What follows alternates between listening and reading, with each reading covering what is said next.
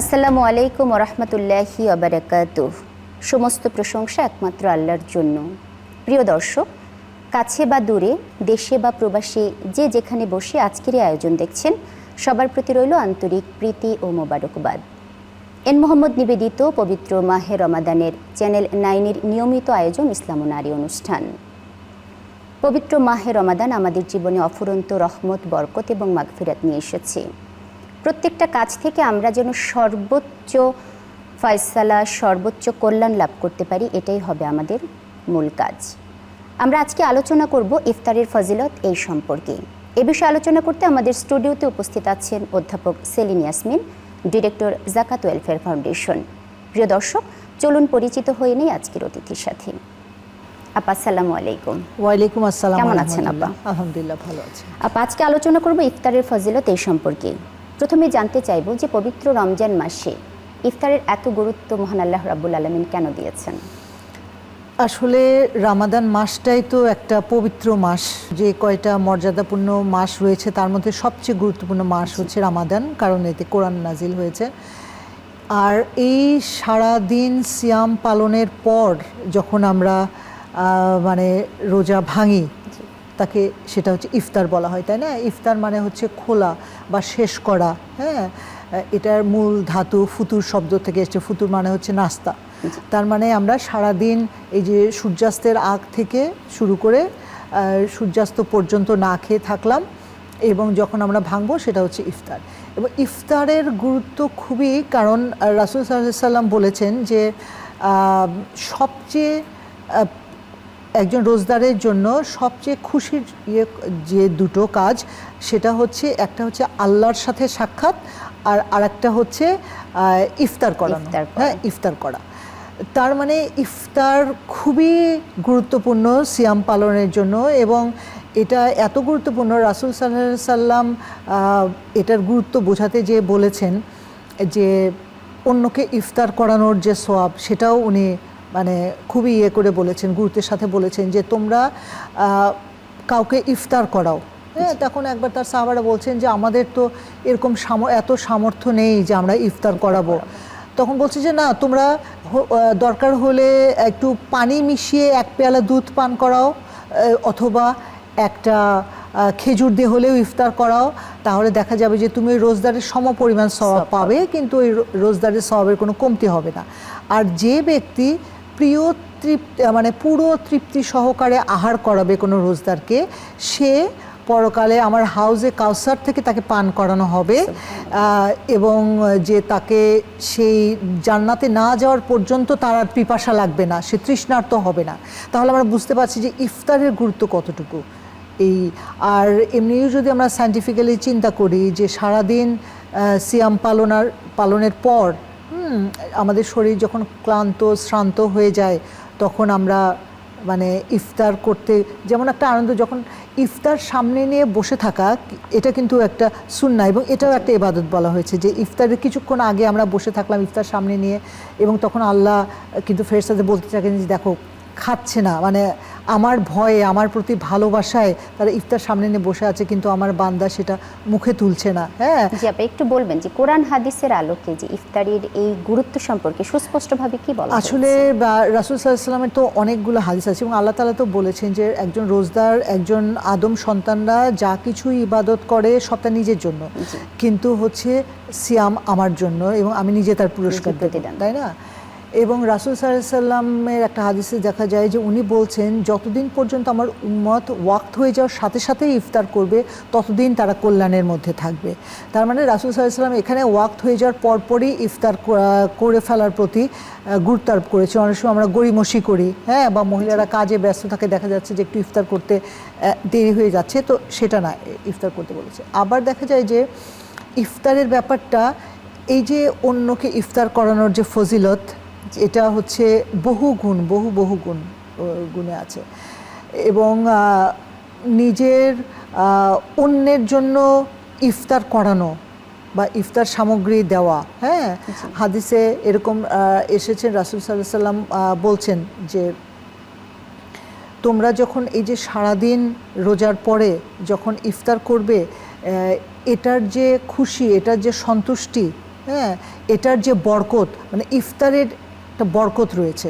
হ্যাঁ, এবং উনি বলছেন আরেকটা হাদিসে এসছে যে তোমরা রোজা ভেঙে ইফতারের সময় খেজুর দিয়ে ইফতার করবে, এতে বরকত রয়েছে। আর তাও যদি না পাও তাহলে পানি দিয়ে রোজাটা ভাঙবে, এতে পানি হচ্ছে পবিত্র। হ্যাঁ, তো এরকম আমরা বিভিন্ন হাদিস দেখতে পাই যেখানে রাসূল সাল্লাল্লাহু আলাইহি সাল্লাম ইফতারের উপর গুরুত্ব দিয়েছেন। আচ্ছা, আসলে তো আমরা জানলাম যে রাসূল সাল্লাল্লাহু আলাইহি সাল্লাম ইফতারের উপর কত গুরুত্ব দিয়েছেন, ইফতারের কত ফজিলত, কত বরকত, রহমত নাজির হতে থাকে। যখন রোজদার সবাই একসাথে বসে ইফতার করে তখন কিন্তু সেই পরিবারে সেই খাবার টেবিলে কিন্তু রহমত নাজিল হতে থাকে, তাই না? তো এই যে ইফতার করার সময় সারাদিন সিয়াম পালনের পরে আমরা যদি চিন্তা করি যে আমাদের কিন্তু এই যে খাদ্য নালীগুলো সব শুকিয়ে থাকে, তাই না? মানে সারাদিন আমরা তো পানিও স্পর্শ করছি না। তো সেই সময় আমাদের দেশে সাধারণত মানে এই এশিয়া সাবকন্টিনেন্টে এটা দেখা যায় যে ইফতারের সময় আমরা অতিরিক্ত ভাজা পোড়া মানে এগুলো খেতে পছন্দ করি, মুখরোচক খাবার যাকে বলে। হ্যাঁ, আমরা ভাবি যে এটাই ভালো লাগবে। আসলে রাসূল সাল্লাল্লাহু আলাইহি সাল্লাম কিন্তু বলেছেন যে খেজুর দিয়ে রোজা ভাঙতে। তার কারণ কি?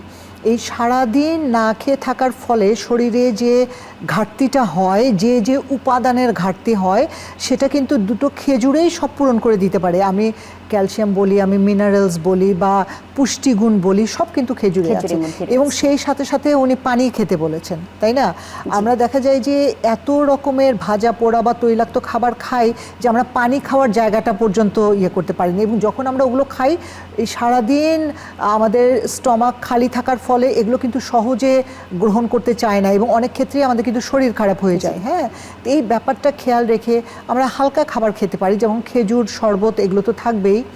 তার সাথে আমরা যদি একটু ঠান্ডা খাবার, আমরা যদি একটু চিড়া, দই, এগুলোর কথা চিন্তা করি, এগুলো যদি খাই যেটা সহজে হজম হবে এরকম খাবার, কারণ সারাদিন তো আমাদের স্টমাক কিছু খাবার পায়নি, সেই জন্য সহজে হজম হবে এবং স্বাস্থ্যসম্মত হবে, এই ব্যাপারগুলো হতে পারে। চিড়া, দই অথবা কোনো ভাতের আইটেম হতে পারে, সফট একটু। এখন অনেক সবজি পাওয়া যাচ্ছে, সবজি দিয়ে একটু সবজি খিচুড়ি হতে পারে, যেটা আমাদের স্বাস্থ্যসম্মত। এক এক দিন এক এক রকম হতে পারে। এবং এখানে আমি বলবো আরেকটা ব্যাপার জরুরি, এই যে মহিলারা এই সারাদিন ইফতার কি বানাবে এগুলো চিন্তা করতে, যে ইফতারের সময় এগুলো করতে যেয়ে কিন্তু ওনাদেরও শরীরটা এমন কাহিল হয়ে পড়ে, রাত্রে যে ইবাদত আছে, তারাবি আছে, ঈশার নামাজ আছে, সেগুলোতেও কিন্তু ওনারা মনোযোগ দিতে পারেন না, কারণ কাহিল হয়ে পড়ে, ঘুম আসে। তো এই ব্যাপারটা পরিবারের সব সদস্যদের খেয়াল রাখতে হবে। একটা বিষয় একটু জানতে চাইবো, সেটা হলো যে ইফতারে যে আমরা খাবার দাবার তৈরি করছি, যে ইফতার করছি, অনেক সময় এরকম হয় যে ইফতারের মূল সময়টা কখন? কেউ আজানের জন্য অপেক্ষা করে, আবার অনেক মায়েরা দেখা যায় আজান দিয়ে দিয়েছে তারপরে এসে তড়িঘড়ি করে একটু পানি মুখে দিচ্ছেন, কখন? আসলে সূর্যাস্তের পরে রাসূল সাল্লাল্লাহু আলাইহি সাল্লাম একবার এক জায়গায় যাচ্ছিলেন, সেখানে হচ্ছে উনি দেখলেন যে সূর্য অস্ত গেছে, তিনি বললেন যে আমার ছাতুগুলাও।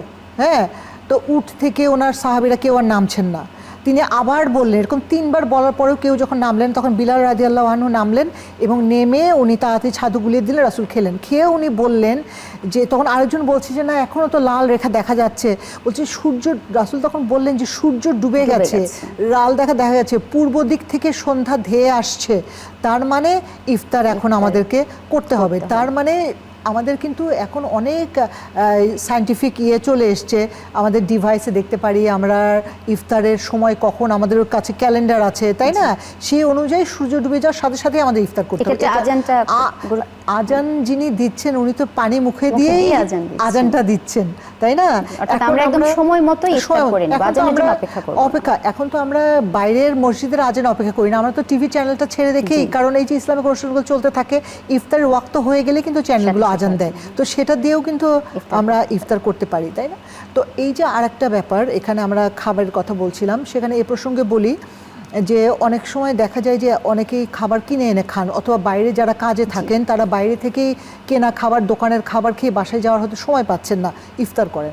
তো এই ক্ষেত্রে আমি আমার ব্যবসায়ী ভাইদেরকে বলবো যে আপনারা স্বাস্থ্যকর খাবার, মানে ভেজাল না মিশিয়ে, অনেক সময় দেখা যায় যে রং মিশিয়ে, খাবারে রং মিশিয়ে আকর্ষণীয় করার চেষ্টা করা হয়, অনেক সময় দেখা যায় যে পোড়া তেল মিশিয়ে, আবার এরকমও শুনেছি যে ওই যে মোবিল দিয়ে জিলাপি ভাজানো হয় যাতে করে ওটা মচমচে থাকে।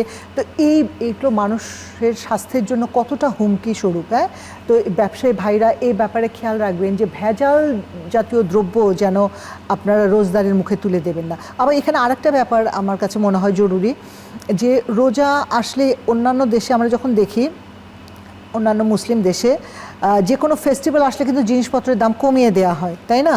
কিন্তু আমাদের দেশেই মনে হয় একমাত্র ব্যতিক্রম যে কোনো ফেস্টিভ্যাল আসলে, বিশেষ করে রামাদান আসলে রামাদানের যে সামগ্রীর দাম বাড়িয়ে দেওয়া হয়, এটা খুবই দুঃখজনক।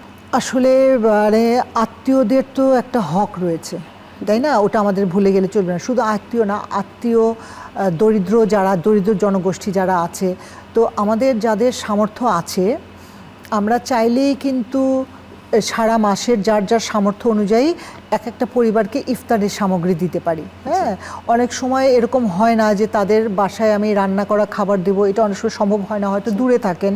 হ্যাঁ, তো আমরা এরকম যদি নিকট আত্মীয়দের মধ্যে, কারণ আমাদের দান সাদাকা শুরুই করতে হয় বাড়ি থেকে মানে আত্মীয় স্বজন যারা আমাদের আছেন, দুঃসম্পর্কের আত্মীয় স্বজন বা আছেন, বা কাছের আত্মীয় যারা আছেন, যাদের তেমন একটা সামর্থ্য নেই, সচ্ছল না, তাদেরকে কিন্তু আমরা কম খরচের মধ্যে ইফতার সামগ্রী যদি কিনে দিই, মূল বিষয়গুলো যেগুলো, যেমন হচ্ছে আমি তেল দিলাম, খেজুর দিলাম, বা মিষ্টি কোনো আইটেম রান্না করার জন্য আমি সুজি, সেমাই, তার সাথে কেউ দুধ কিনে দিলাম, মানে স্বাস্থ্যসম্মত যে খাবারগুলো, ইফতার সামগ্রী যেগুলো, আমরা কিন্তু শরবত কিনে দিলাম।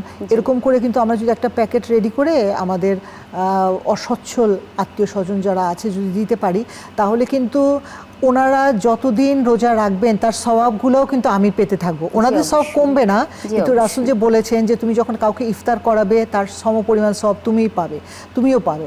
তার মানে কি, যে ওই তাদের রোজা রাখার সওয়াবগুলোও কিন্তু আমি পেতে থাকবো। এই ব্যাপারটা আমাদেরকে খেয়াল রাখতে হবে। শুধু আত্মীয় স্বজন ছাড়া আমার যদি বেশি সামর্থ্য থাকে, পাড়া প্রতিবেশী আছেন, বা আমার সাথে যারা কাজ করছেন, আমার ঘরে যারা কাজ করছেন, তার পরিবারের সদস্যদের জন্য আমি কিনে নিতে পারি। যারা ড্রাইভার আছে, মালিক আছে, অনেকেই যারা আছেন অসচ্ছল, তাদেরকে আমি ইফতার সামগ্রী কিনে দিতে পারি, যাতে করে তারাও একটু হয়। আর আরেকটা ব্যাপার হচ্ছে এই ইফতারের যে ফজিলত কতটুকু, এবং শুধু যদি নিজে না, অন্যদেরকেও যে ইফতার করাতে হবে, এই বোধটা আমাদের সন্তানদেরকে কিন্তু এইভাবে আমি শেখাতে পারি। যেমন আমি রোজার শুরু থেকে এরকম যদি একটা প্ল্যান হয় যে স্কুলগুলোতে, যে আগে থেকেই যদি রোজার 1 মাস আগে থেকেই একটা সাদাকা বক্স ক্লাসে রেখে দেওয়া হলো, যে তোমাদের টিফিনের টাকা থেকে তোমরা কিছু কিছু রাখবে, বা বাড়িতে আমি রাখলাম, যে বাচ্চাদেরকে বললাম যে তোমাদের পকেট মানি থেকে কিছু কিছু তোমরা রাখবে, এবং রোজা শুরুর আগেই ওদের হাত দিয়েই যদি জিনিসগুলো কিনে সুবিধা বঞ্চিতদের কাছে ওদের মাধ্যমেই যদি আমি বিলি করার ব্যবস্থা করি, বাচ্চারাও কিন্তু শিখবে যে শুধু আমি ইফতার করব না, অন্যদেরকেও করাতে হবে, এই বোধটা ওদের মধ্যে আসবে। হ্যাঁ, সহমর্মিতা। কারণ শুধু এই রামাদান রহমতের মাস কেন, পুরো সমাজকে নিয়ে একসাথে উপভোগ করবার জন্য, পুরো সমাজ একসাথে যেন ইফতার করতে পারে সুন্দর মতো, এবং তাহলেই দেখা যাবে যে আল্লাহ ইফতারে বরকত দেবেন, আমার রিজিক বৃদ্ধি করবেন। এবং আরেকটা আছে, হাদিসে আছে যে তুমি যদি কাউকে ইফতার করাও, তাহলে তোমার গুনাহ মাফ হতে থাকবে এবং আল্লাহ তোমাকে ক্ষমা করবেন। হ্যাঁ, তো এই যে ইফতার করানো, ইফতারের আরেকটা হচ্ছে হালাল রুজি দিয়ে ইফতার হতে হবে, অবশ্যই এই ব্যাপারটা জরুরি। কারণ আমরা সারাদিন সিয়াম পালন করলাম, কিন্তু হারাম রুজি দিয়ে আমি অনেক ইফতার কিনে করছি, তাহলে কিন্তু আমার মানে এই সিয়াম পালনের মূল উদ্দেশ্য হাসিল হলো না। আবার আরেকটা ব্যাপার এখানে বলি, ইফতারের সময় কিন্তু আমাদের অনেক অপচয় হয়, তাই না? আমরা দেখা যায় যে ভাবি সারাদিন রোজা রেখেছি, অনেক খাবো, অনেক আইটেম টেবিল সাজিয়ে ফেলেছি, কিন্তু ঠিকমতো ইফতার করতেও পারছি না, এবং সেগুলো সব ডাস্টবিনে চলে যাচ্ছে। আরেকটা বিষয় জানতে চাইবো, যে আপনি তো খাবারের ব্যাপারে বললেন যে অনেক বেশি অপচয় হয় রোজার মধ্যে, আমাদের চিন্তার অপচয়, কথার অপচয়, কর্মের অপচয় থেকে আমরা বিরত থাকতে চাই। আরেকটা বিষয় ছোট্ট করে বলবেন, সেটা হলো ইফতার সামনে নিয়ে দোয়ার কি গুরুত্ব বা ফজিলত? অবশ্যই দোয়ার গুরুত্ব, কারণ আমরা শুধু মানে ইফতার সামনে নিয়ে এই যে সারাদিন আমরা রোজা রেখেছি, হ্যাঁ সারাদিন রোজা রেখেছি আল্লাহর কাছে, এবং সুন্দরভাবে রোজাটা শেষ করতে পারলাম, আল্লাহর কাছে তো আমাদেরকে শুকরিয়া জানাতেই হবে যে আমরা সারাদিন রোজা রেখেছি, তুমি আমাদের এই রোজাটাকে কবুল করো, তুমি আমাদের ইফতারে বরকত দাও, রুজি রোজগারে বরকত দাও, এটা বলেই আমাদের তো, এবং পরবর্তী যে সিয়ামগুলো থাকবে সেগুলোও যেন আমরা সঠিকভাবে সুন্দরভাবে পালন করতে পারি, এই দোয়া তো করতেই হবে এবং বাড়ির সবাই মিলেই এটা করতে হবে। সাধারণত দেখা যায় যে ইফতারের টেবিলে সবাই খোশ গল্পে মেতে থাকে, বাচ্চারা মেতে থাকে ঈদে কি পড়বে কি করবে সেটা নিয়ে, বা পরদিন কি ইফতার খাবে সেগুলো নিয়ে, মানে অহেতুক আলোচনায় আমরা ব্যস্ত থাকি। এটা যেন না হয়, এটা খেয়াল রাখতে হবে। জি আপা, অনেক ধন্যবাদ। খুব চমৎকারভাবে আলোচনা করছিলেন যে ইফতারের গুরুত্ব এবং ফজিলত সম্পর্কে। আমরা অনুষ্ঠানের একেবারেই শেষ পর্যায়ে চলে এসেছি। প্রিয় দর্শক, আমরা অনুষ্ঠানের একেবারেই শেষ পর্যায়ে চলে এসেছি। আমরা আজ আলোচনা করলাম ইফতারের গুরুত্ব এবং ফজিলত সম্পর্কে। পবিত্র রমজান মাসে আমরা যেন সর্বোচ্চ কল্যাণ হাসিল করতে পারি, এই হোক আমাদের প্রত্যাশা। ইফতারের মধ্য দিয়ে, ইফতার গ্রহণের মধ্য দিয়ে আমরা শারীরিকভাবে সুস্থ থাকব, মানসিকভাবে প্রশান্ত থাকব এবং আমরা আমাদের দৈনন্দিন ইবাদতগুলো ঠিকমতো করতে পারবো। এই প্রত্যাশা জানিয়ে আজকের অনুষ্ঠান থেকে বিদায় নিচ্ছি। সবাই ভালো থাকবেন, সুস্থ থাকবেন এবং কল্যাণের পথে থাকবেন।